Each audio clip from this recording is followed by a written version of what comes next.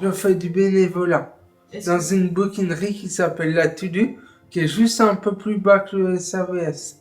Je travaille à Saint-Marcel en espace vert depuis un peu plus de 3 ans.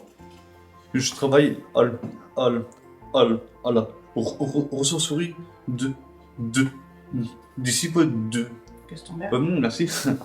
Le travail, ça me permet d'avoir un rythme, un cadre, une hygiène de vie. Enfin, c'est important de travailler quand même parce que au moins on reste pas chez soi à ruminer. Donc non, moi je sais qu'avant je suis resté longtemps sans travailler, donc je sais ce que c'est. Et... Non, faut travailler. Ça permet d'être bien dans sa peau, quoi, d'être intégré à la société, etc. quoi. Mais est-ce que ça m'apporte beaucoup de bonheur en moi, c'est pour ça, quoi. Bah, j'aime bien un peu le travail pour ça, c'est la une. Et puis, j'aime bien un peu de travail et puis ça me détend un peu. Voilà. Ça m'apporte du bonheur et puis de la satisfaction parce que je me sens assez responsable et je me sens, utile à la société.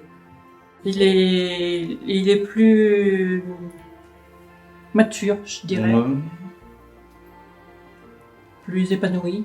Moi, c'est aussi vaguement. Je suis convaincue que c'est bénéfique dans le sens où ils ont une responsabilité, ils sont reconnus comme tels et ils ont aussi la gratification, qu'elle soit personnelle ou professionnelle, de dire aux autres personnes qu'elles côtoient, de dire voilà, moi je travaille, moi je suis bénévole.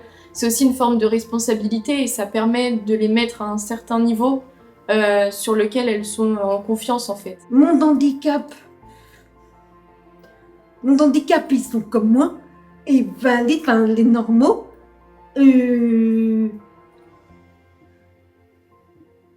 pour montrer qu'on sait faire des choses. Plus je travaille avec eux, plus je me rends compte qu'on peut faire plein de choses, qu'il n'y a pas de... faut pas se mettre de barrières. En nous racontant leur métier ou leur bénévole au sein de différentes structures, c'est aussi nous apprendre qu'est-ce qu'ils font et que nous, à ce moment-là, on ne sait pas et eux savent. Certains, ils se confrontent ou ils se reconfrontent au milieu professionnel. C'est la participation sociale, c'est se sentir utile pour la société, pour ses bénévoles.